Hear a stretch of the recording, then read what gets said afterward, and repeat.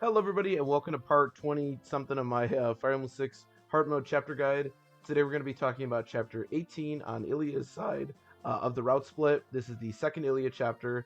And as you can see, like I said in the previous chapter, we are going to be looking at the maps. Shout out to Fire Emblem WOD as always. I'll put their link in the description. I know this one's a little more vertical than the previous one, but hopefully you can still kind of get a good idea of what the map looks like. This chapter is definitely more tedious with all the forest tiles than difficult. There are some like ballistas. There are some status steps close to the boss, and the boss has purge, which can also be pretty annoying.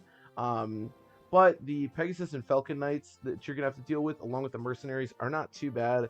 Not a lot of promoted enemies on this chapter. There are some Pegasus reinforcements that are gonna show up, but they're also not particularly difficult. The gimmick of this chapter, and we're going to be getting into a lot of gimmick chapters from here on out, mostly with Sakai, but there's some Ilia stuff too, is that on turn 7, all the water is going to be frozen, so you can traverse it normally with units, which is pretty helpful. Obviously, in this case, we're going to be using Melody a lot, and normally I think you probably would have either trained Theo or Thani or both, so you'll have access to some flyers, but it is definitely helpful for potentially getting your other units across the river tiles. There are also a decent amount of, as you can see, villages on this chapter. They'll have pretty nice things in them. I don't think you necessarily need to get them all. There's a secret book, a goddess icon, and a guiding ring. Honestly, all three of these, unless you really need a guiding ring, are like kind of useless at this stage, other than money. Both the secret books and goddess icons I almost always sell. And guiding rings you should probably sell at this point. Although that's the village that's closest to the boss, and that can actually be kind of useful because usually I kind of run out of guiding rings, especially if you're training like 2 of the early healers. So it can be kind of helpful. But yeah, just be aware that the top left is the goddess icon, and the bottom right is the secret book, which can both be sold if you're low on funds. But yeah, basically the strategy of this chapter is going to be pretty simple, which is trying to use more mobile units to get at the boss as quickly as we can. There are 2 ballistas, which means whoever has the Delphi shield is going to be really useful here, and whoever doesn't, you're going to have to be careful with. But yeah, definitely rely on flyers here as always. And yeah, let's get right into the chapter. Okay, so now we're actually in the game. There isn't too much to talk about when it comes to the preps. You don't need any like specific units. As I said, obviously flyers are going to be pretty amazing here. You also do need the restore staff. As I mentioned, there is a status staff. In this case, it's Berserk.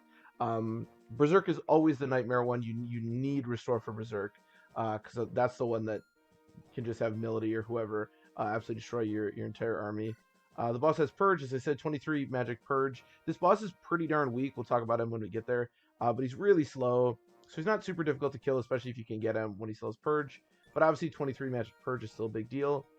I also just want to touch on one of the reasons that Pegasus Knights are not that strong, and one of the reasons that Ilia is kind of a better choice than Sakai. These stats do look pretty strong, and obviously the ability to traverse a lot is helpful. But as you can see, the constitution on these Falcon Knights are pretty low. For example, this Falcon Knight gets way down by 4. So while 17 speed looks pretty good, it's actually only 13. And the same is true for all these units. When she uses this, she actually only has 7 speed. She has 10 speed. So while they have fairly similar speeds to the Nomads and Sakai, they're actually a lot lower when they use these weapons.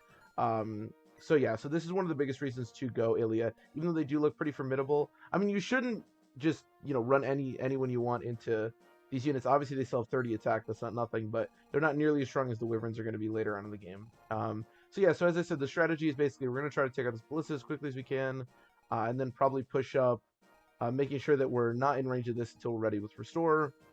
This guy also has silence. I guess I forgot to mention that, so be aware of that as well. There's also a ballista here, but you can probably avoid this fairly easily, and then get at the boss. So pretty simple stuff. We'll start skipping around from here on out. Oh, by the way, I know I highlighted this last chapter too, just how good Elfin can be with the boots. But this is another really good use of him. We can dance for Melody. I don't know if you necessarily need the boots. If you had 2 less movement, the Melody was, let's say here, 1, 2, 3, 4, 5, 6, 7, 8. Okay, I guess you don't need the boots, but yeah, definitely be using your dancer in a lot of these aggressive situations, especially with Melody, because let's face it, unless there's a bunch of magic, she's not going to die to take out these things as quickly as you can. This guy just has physic. Okay, so not so bad. Okay, so a few things. One of the things I guess I'll mention is that one of the Pegasus Knights in both batches of Pegasus Knights has a Killer Lance. It's only 23 attack, but just be aware that a crit could be bad. The Berserk guy does move, so that's something to keep in mind. And I know I've talked a lot about having lower deployment slot units. In our case, it's a green. So instead of targeting Milady, he actually targeted a green. Now, if you don't have Restore, I would highly recommend, using Restore and stuff like that. But this could be a really good way to bait out units like this because he did just target a green. It missed. Even if it hit, it might not be the end of the world. You can also put like maybe a healer down here or something. But yeah, just be aware that he does move. So baiting him out isn't like the end of the world. And I guess the Silence guy does too because it looks like he's up here. But yeah, it looks like we have a fairly clean shot to the boss at this point. Obviously, Melody's been kind of destroying this chapter as she is wont to do. Okay, so most of the time in this game, I would say that the solution is just always Melody all the time, and that's for the most part true on this chapter as well. But I do keep mentioning that unless it's magic, Melody is really good. So in this case, there are a few shamans, and the boss has Purge. So even though Melody's still doing okay up here, just be okay. This might not be completely the right answer to handling the end of this chapter. But yeah, I've kind of danced a lot of people up. I will also say that Roy can be kind of a headache on this chapter because it takes him forever to get anywhere. So I picked him up with Tate, visited a house up here with Zeus, just kind of getting flyer utility. I would probably also recommend bringing Thani.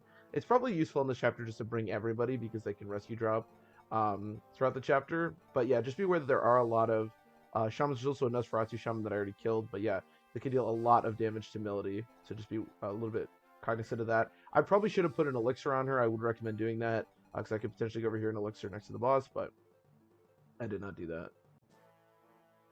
Okay, so this is what I was talking about with the sort of gimmick of this chapter. Basically, all of the waterways get frozen,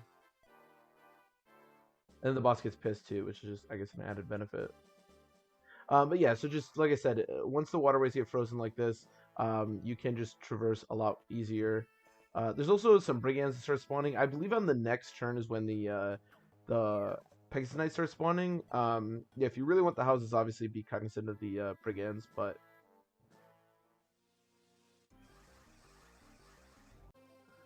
okay, so at this point, like I said, you can now go across the water. I'm just going to show that off a little bit. And this is turn 9, so that was last turn. I thought the Pegasus Knights were supposed to have spawned at this point. Oh, I read that wrong. Turn 5 until 9. Yeah, the Pegasus Knights actually don't start until turn 10. So just be aware if you are still here on turn 10, you have to contend with that. One of the recommendations I would make as well is this, well, this guy's out of ballistas, but this house, I believe, is ranged by the ballista and these Pegasus Knights. So if you do want what's in this house, which as a guiding ring, it's pretty easy to just kind of set up a flyer ready to visit on the turn that you leave, which will hypothetically be this turn. Killing the boss at this point is pretty straightforward. As you can see, Milady can probably do it. We'll see if we can get that done. If we can hit to 77%. Yeah, like I said, a lot of units are really, really good at killing this boss. He's pretty slow.